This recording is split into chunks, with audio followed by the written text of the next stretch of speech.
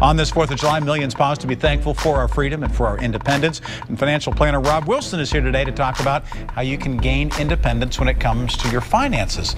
Thanks for joining us on a holiday. I'm so happy to be here. But you're still here. Hey, the work never stops. It never does. It never does. And I think for a lot of people, they always feel like the work never stops for them either because they can't get free of their bills. They can't get free of their mortgage. They've got a car payment they've got to make. How do you start to get financial freedom and independence? Well, I'll tell you what, the first thing that you have to do is really start to take control of your own situation and not feel like you have to rely on somebody else for your own well-being. You know, it's great that we get the chance to celebrate July 4th today and our country's independence, but that's old news. That was 200 years ago. I think what would truly be amazing if today people were really celebrating their financial independence. I know that we weren't necessarily taught to do that growing up because, see, what happened is our grandparents, our parents, when they went to work, they could go somewhere, work for 40 years, and then have a pension for the rest of their life. So in that respect, they were financially independent.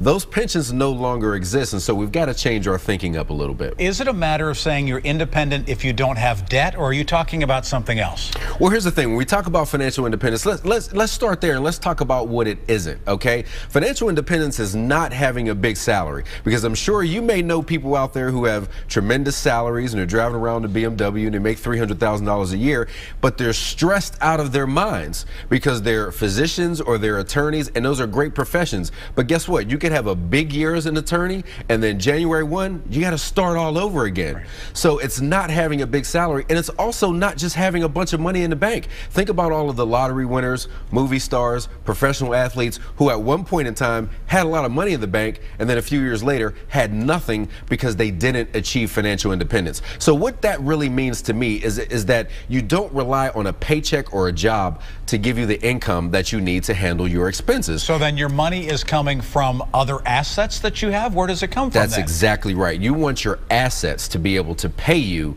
and give you the income for those expenses. And what's great about having your assets pay you is your assets can't fire you, okay? Right. And they're not going to aggravate you. They're not going to ask you to come in at on July 4th when you want to be out there having a cookout. And so that's what I sort of define as true financial independence. So how do you get to that point? How do you accumulate enough that you're in a position where you don't have to work unless you want to? So I've got a framework that I call the 4 Ps that I feel like if you follow, it'll really put you on the path to financial independence. And the very first thing is potential. I think you have to focus on, I have a saying where I say, if you focus on living up to your potential, you'll never have to worry about living within your means. I think trying to live within your means is terrible financial advice, because who's to say what my means are, right? So I think if you focus on doing the very best that you can, maximizing your potential, being the best at what it is that you do, the money will inevitably follow. So that comes along. So that's P number 1 is potential. What's number 2?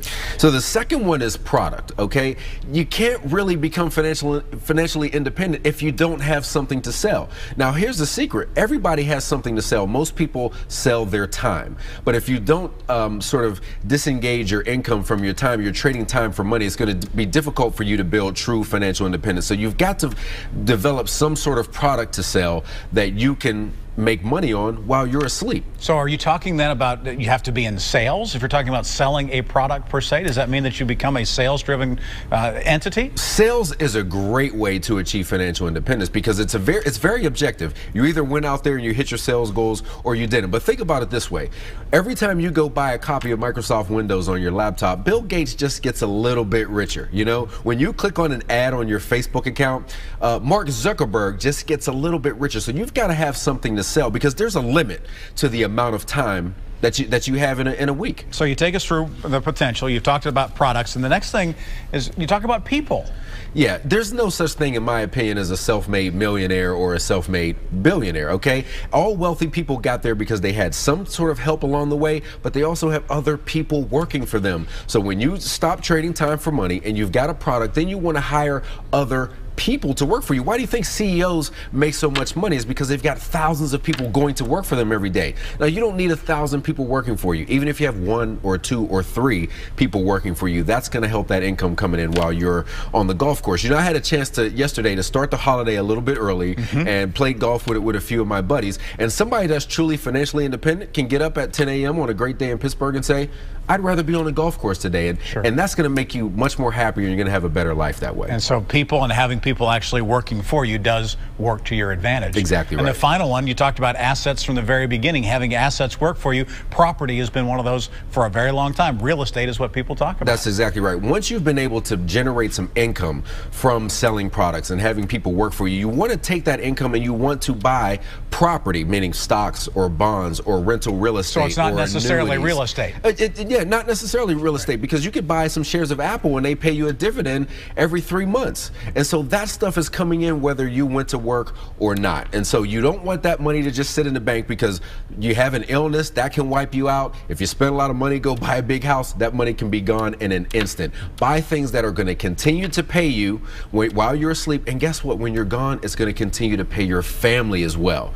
And that's when you know you have true financial independence. So maybe the last one should be P for patience, because it doesn't necessarily happen overnight if you do it the right way. This is not something that's going to happen tomorrow, but I guarantee you, if people listen to what we're talking about today and they put some things in place in their life over the next year, next year this time they can be celebrating the road to their own financial independence. It's not going to happen overnight, but you can get there if you really work hard at it. Take those steps and a little bit at a time. Before you know it, the compounding starts to take place. You find yourself in a much different situation. It's amazing to see that account going up when you put the right things in place. And very, very fun too. Rob, thanks for being here. Thanks for having me. And again, I appreciate happy it. 4th. We appreciate you Same working to on your you. day off. Thanks for being here. He's here on Money Mondays, but we're having him working on a Friday today, a regular contributor on Pittsburgh Today Live. Still that young employees are having difficulty finding that perfect job out there. Okay, so all the more reason to take advantage of these top 5 tips. Number 1, understand who you are working for. That's exactly right. I think the idea of being an employee, like, that's gone, okay? I think you work for yourself, period. I think everybody needs to think of themselves as their own company, and if you think that way...